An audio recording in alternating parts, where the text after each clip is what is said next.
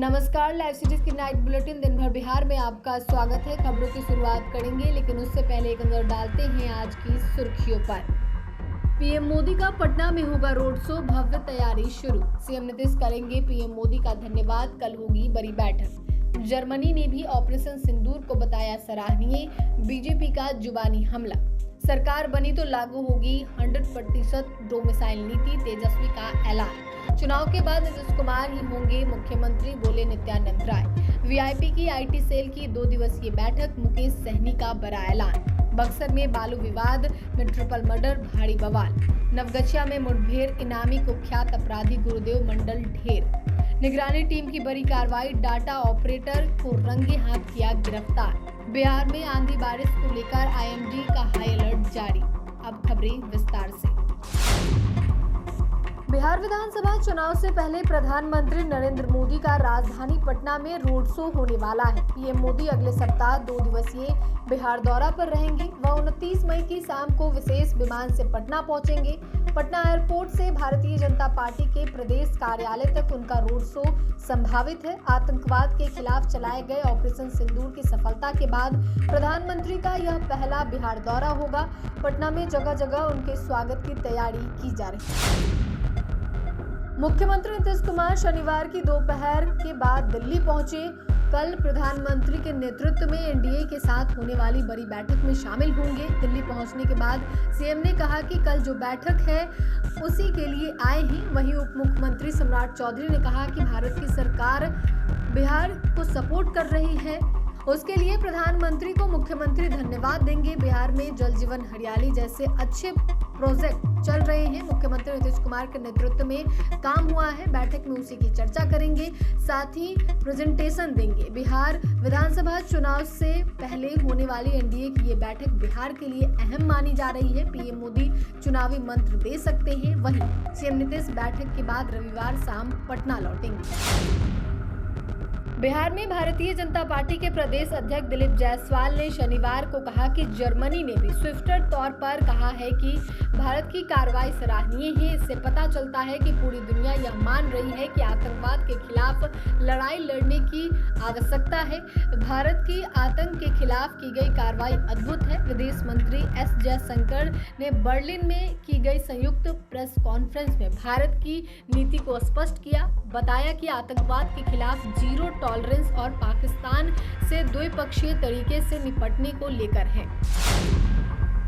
राष्ट्रीय जनता दल के नेता और पूर्व उप मुख्यमंत्री तेजस्वी यादव ने बिहार में 100% डोमिसाइल नीति लागू करने का वादा कर राजनीतिक हलकों में हलचल मचा दी है। एक्स पर एक पोस्ट के माध्यम से उन्होंने यह घोषणा की है कि यदि उनकी सरकार बनती है तो राज्य में सिर्फ बिहार के मूल निवासियों को ही सभी सरकारी नौकरियों और योजनाओं में प्राथमिकता दी जाएगी। तेजस्वी ने यह भी लिखा कि जो हमने कह दिया समझो वह पूरा हुआ। बता दें कि नेता प्रतिपक्ष तेजस्वी यादव लगातार बिहार में 100% डोमिसाइल लागू करने की बात कर रहे हैं। बीते कुछ महीनों से लगातार तेजस्वी यादव ने इस मुद्दे को उठाते हुए कहा था कि अगर उनकी सरकार बनती है तो बिहार में 100% डोमिसाइल लागू की जाएगी।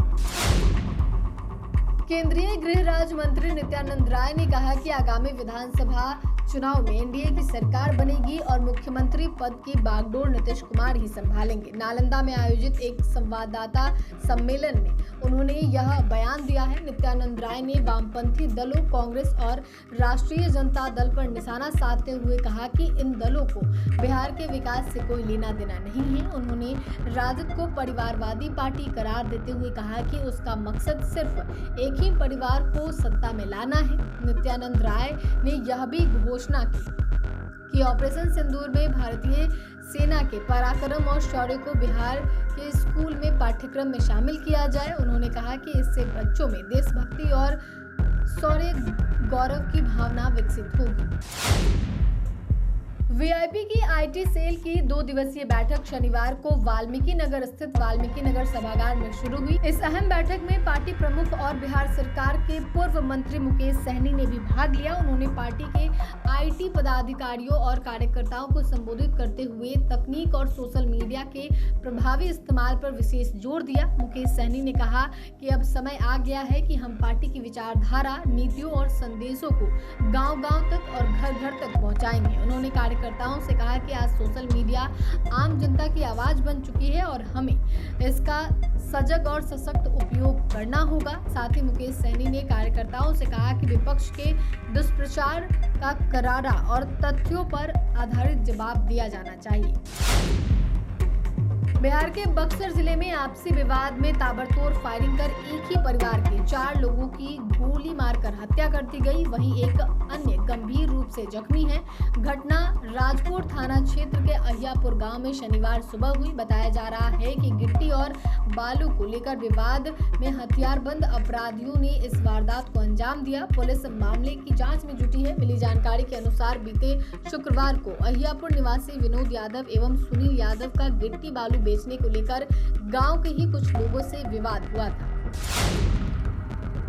नवगछिया पुलिस जिला में देर रात नवगछिया पुलिस और एसटीएफ की संयुक्त कार्रवाई में 25,000 रुपए के इनामी कुख्यात अपराधी सनोज मंडल उर्फ गुरुदेव मंडल को मुठभेड़ में मार गिराया गया। यह घटना रगरा थाना क्षेत्र के मुरली चौक के पास की गई। पुलिस को गुप्त सूचना मिली थी कि गुरुदेव मंडल अपने साथियों के साथ किसी बड़ी आपराधिक वारदात की योजना बना रहा है। सूचना के आधार पर एसटीएफ और नवगछिया पुलिस की टीम ने तत्काल घटनास्थल पर छापेमारी की।